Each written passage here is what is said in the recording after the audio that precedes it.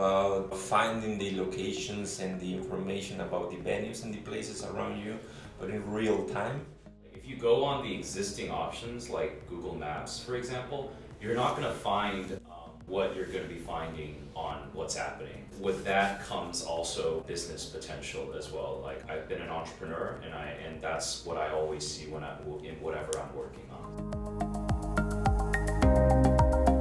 So when I log into my app, I know that it offers me some options. I can see here the popular bars around me, popular cafes.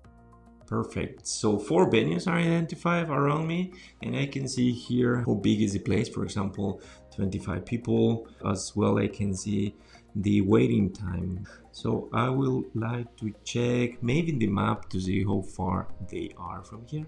Great, so actually they are quite near. If I click in one of the locations here, okay, I also see how the place looks. Go for the waiting time to check what is the fastest option. So right, TCC Cafe, it seems like there is no queue, no crowded. I'll just go there. Now that I checked in the options that the what's happening offer me, so I'll go back to home, and I think I deserve a drink or two. Maybe I'll just select the bar. 5 venues identified around me, crowding level, atmosphere, ratings. I can see on the map, waiting time. So let me check. They are also not far away, so I will go back to the cards. Right, looks great selection of whiskey. There is no special event right now, but if I check on the music, let me walk over there.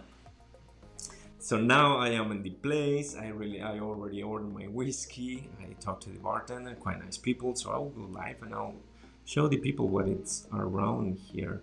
The atmosphere is great.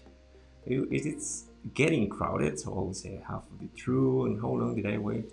Just with this queuing, and so 5 minutes. And I can also share what I'm seeing right now. So maybe I will go and take a selfie.